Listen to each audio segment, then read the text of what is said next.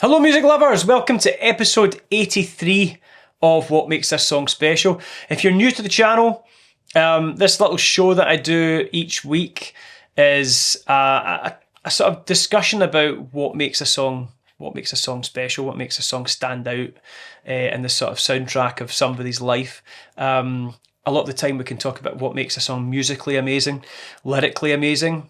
This is about, what does it take you back to? So it can be a song that just takes you back to a certain place, a time in your life that's got a little story attached to it. And I've got lots of little stories that are attached to songs for me.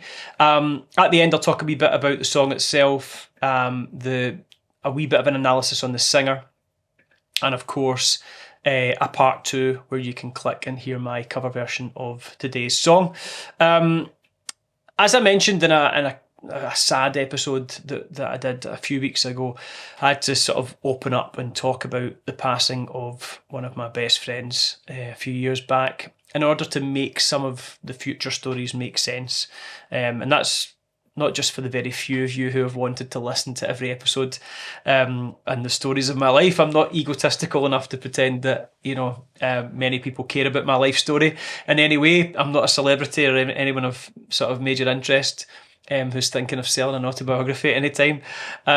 However, I like to believe that everyone's life is interesting in its own way, and these little stories, at least to me, they mean something. And more importantly, they have a musical attachment, and that somewhere in the notes and chords of each song that I cover each week, there's a story and a time in my life that's revisited and reawoken. And I felt that to gloss over speaking about a best friend passing away in an episode without really explaining things would have been confusing. So I made the Late in the Evening episode a few weeks back as a sort of backstory to that, to make a couple of other stories make sense, this being one of them. So hope that all made sense. Anyway, we can now talk about this song. So in 2018, a good pal of mine, Matt Coyle, asked me if me and my band would play at his wedding. It's always great fun getting to play at a friend's wedding because there are so many people there that you know, and as much as it's sometimes even slightly more nerve-wracking because of the pressure of wanting it to be perfect. I mean, we always want to be perfect, but even more perfect than usual, just because there's so many people you know there. It always ends up being a bit stressful, but it always ends up being a great night. And Matt had worked for me as a part-time chef when he was at uni, when I was the head chef in a restaurant that I've mentioned before in my stories. So he'd seen us as a band before. He knew all the guys in the band, but his fiancée Kirsten hadn't, and she wanted to come along to a gig to meet us and hear us, which is completely understandable. Has to be the right band for what a couple have in mind for the biggest day of their life. So we had a showcase. We booked a showcase, and Matt and Kirsten came along to see us, along with another few brides and grooms who were interested in booking. Now, I'm usually meticulous with details for weddings. I know all of the interested couples, the dates, the venues before the showcase, and I have them all provisionally reserved in the diary so that the date's available for them if they do decide to book at the end of the showcase, which they almost always do, luckily. But with Matt being a pal, I don't think we'd gone over any of the details. Like, he'd sort of mentioned roughly the month that he was getting married or whatever. And I think he'd said it was the following January. So I thought, January, quiet month. I hadn't actually checked the diary. So the way the showcases work is that we book a big sort of rehearsal room, usually in a place called Berkeley 2 Studios in Glasgow. And we have a little intimate sort of setup where there are a few interested couples in the room with us, and they can ask questions, suggest song requests, listen to songs they have in mind for a first dance, etc. And at the beginning, I always introduce the band and thank everyone for coming, and then do a sort of like school teacher taking the register to make sure everyone that's supposed to be there is there. It's usually like 4 or 5 couples. We don't have too many people down at once. And as I got to Matt and Kirsten, I said, I don't know if you guys, your date, I don't have your date here. With that feeling in my stomach of dread, thinking, oh God, there's a good chance we might already be booked, and then this will be really awkward in front of everybody. And they were getting married on the 4th of January the following year. And I looked at my diary as everyone was, staring, and saw that I was supposed to be away on a family holiday for my mother-in-law's 60th and I just couldn't say that in front of everybody, and I didn't want to let them down. So I just said, yeah, that's cool, and went on with the showcase. And the whole showcase, the whole time, we're singing and playing, and I was feeling terrible about the mix-up, and I'm trying to work out what I could do. I didn't have the heart to tell them that we couldn't do it. And there's a reason why, not just, obviously it would have been awkward and it would have been a shame to say no to a friend, but there is a reason why I mentioned the previous story about my friend Daryl in the introduction. Because Daryl had passed away in October 2011, so a few years before this happened. And at the time, without going into that, all the sad details of that again, it was a horrible time, as you can probably imagine. It was 5 weeks after I became a dad for the first time, and I was in this happiest time of my life, and then obviously the crushing news. The two of us, Daryl and I, along with two other best friends, had started the wedding band, a couple of years before that, and we were finally becoming full-time musicians after years of working in kitchens as chefs and trying to make it as rock stars and all that kind of stuff. And we were still at this point working part-time as chefs together. We'd kind of become busier with the music work, and as we'd done that, we'd slowly reduced our hours in the kitchen until we were only working a few hours a week.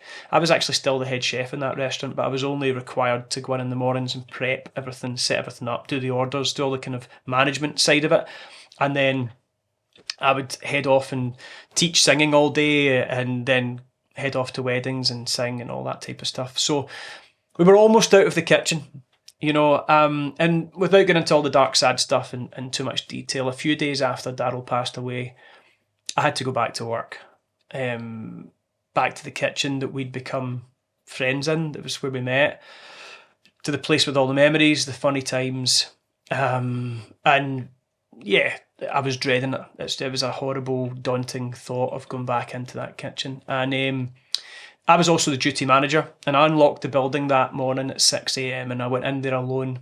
The place was pitch black.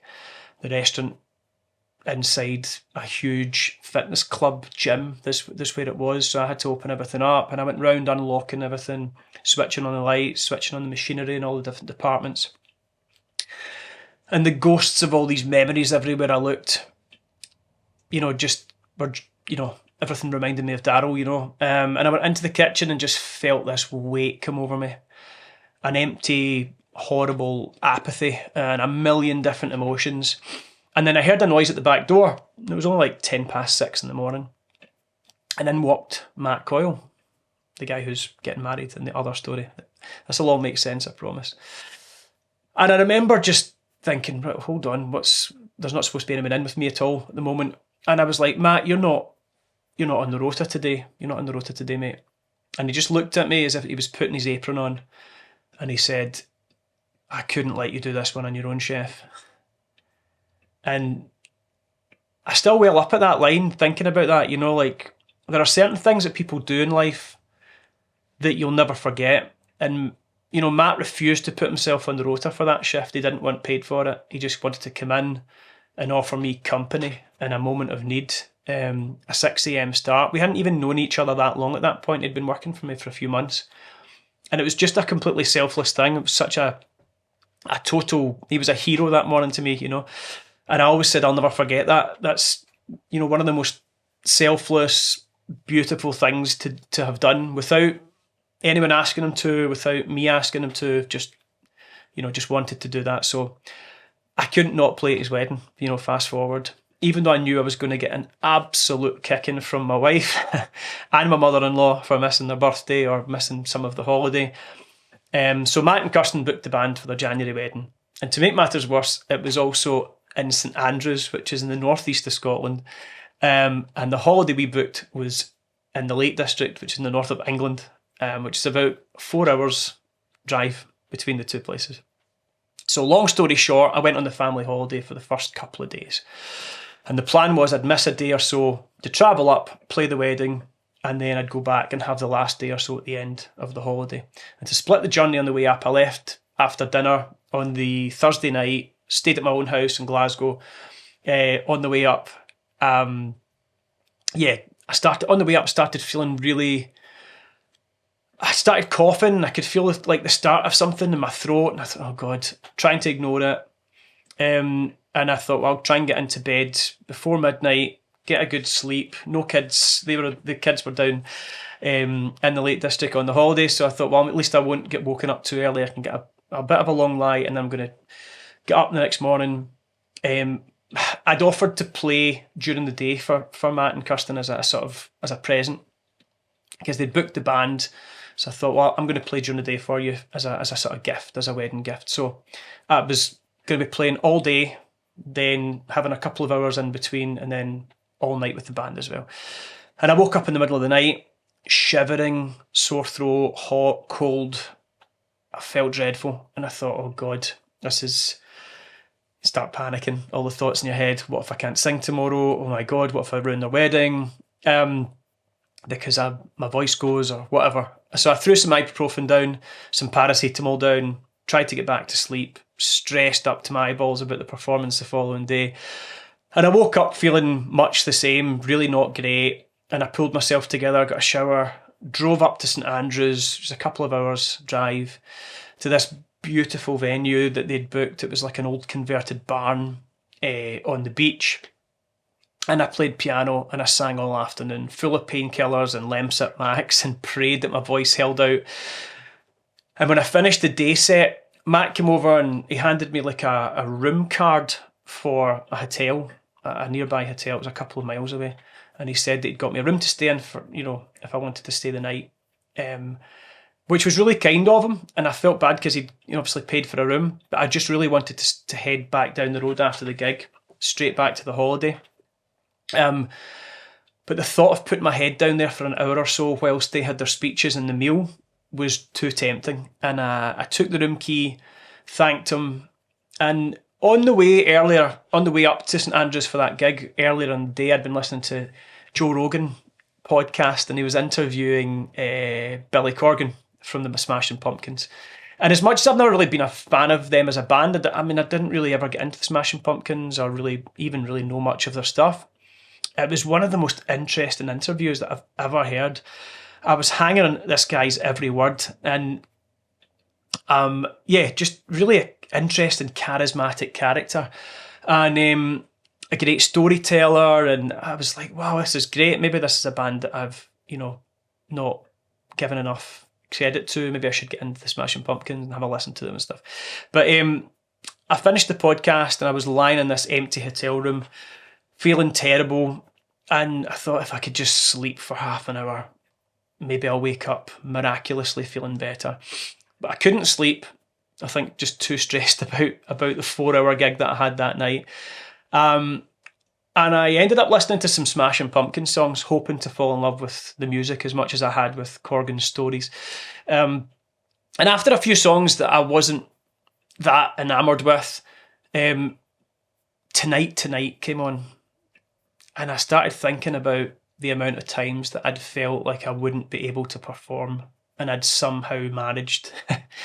Over the years, I've spoken about this in previous episodes, like with my Lyme disease battle and stuff, where sometimes the Lyme symptoms have been absolutely horrendous, and I've just had to,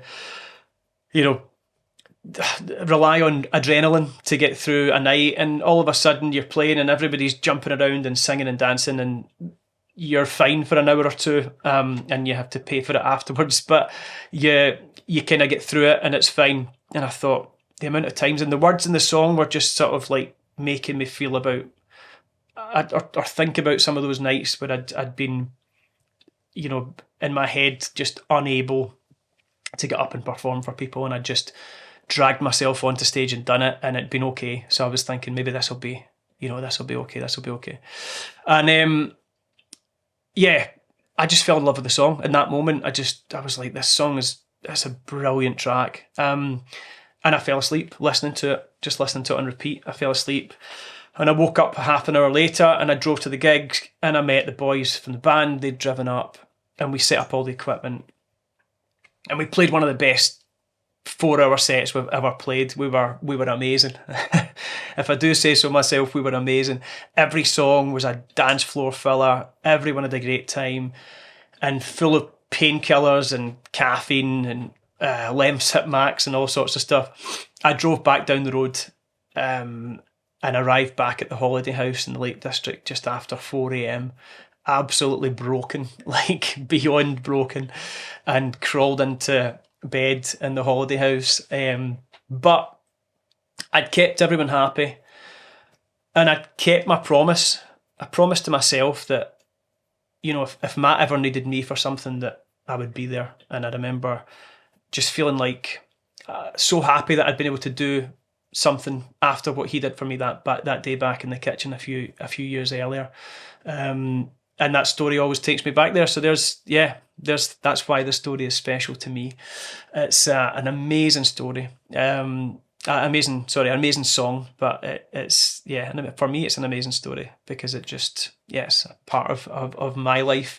But if it's an amazing song, if it's a special song to you, please leave a wee comment. Tell me why it's special. Does it remind you of your wedding day? Does it remind you of somebody in your life that you no longer see? Does it remind you of when your kids were young? Does it remind you of days at school? What does it remind you of? As always, I talk a wee bit about the song itself, not just my story related to the song. But Tonight, as mentioned, the song this week is by American alternative rock band The Smashing Pumpkins, and it's from their third album, Melancholy and the Infinite Sadness, and it was released in May 1996, and the song has become one of their most requested and played songs by fans over the years. It's been used in TV shows and films and covered by lots of people and all sorts of stuff. It's an amazing track. Billy Corgan said that the black humoresque lyrics and theme were addressed to himself, who had escaped from a really sad and abusive childhood, a sort of against all odds, so as to keep believing himself. And I think, he spoke quite a bit about that dark childhood that he had in that interview, which was another part of what drew me towards wanting to listen to his music that day. Just an amazing song. It's just one of those tracks where you hear it and it's just instantly sort of pulls you in, and you want to hear the rest. You want to hear the lyrics. You want to hear where it's going. Amazing. As always, I do a wee vocal coach analysis. Billy Corgan's voice is a strange voice. It's very unique, very distinctive. It's got that Neil Young meets Axl Rose sort of nasality, twangy sound that comes from quite a lot of what we call nasopharyngeal mode. Some people don't love that sound because it can be a little bit whiny, but I think it works really well for their music. I think it cuts through the sort of grungy guitars and the heavy drum parts. And whilst he's not the most powerful singer or with the biggest range, he has an emotion that comes through Corgan that really gets to the listener, carried by those lyrics, makes you feel something, which, as I always say, is the most important aspect of any art form. It's not all about technique. I mean, I like to teach technique every day. As a vocal coach, I'm teaching people better technique, but really identifying with the subject matter and then taking that into the music and taking that into the ears of a listener is really, it's the most important part for me, I think, of being a singer. And it's not my favourite sounding voice, but that is the beauty of subjectivity, because, it's not my favourite voice, but it is many people's favourite voice. Is very, very popular. So, brilliant. I mean, really, really cool. Really cool. So there's my story this week, and a wee bit about today's song. It just takes me back to that crazy 24 hours managing to find a moment of euphoria on stage after feeling so terrible, and so worried about what the outcome might have been. And it's about a beautiful deed done by a good friend, and so much more, but yeah, what a great track. So I will do my own piano cover of Tonight. There will be a link for that somewhere here any second. Please, if you haven't already, hit the subscribe button, the like button, share it with somebody. That would be amazing. Leave a comment. I'll hopefully see you back here next week for another story and another song. Until then, thank you so much.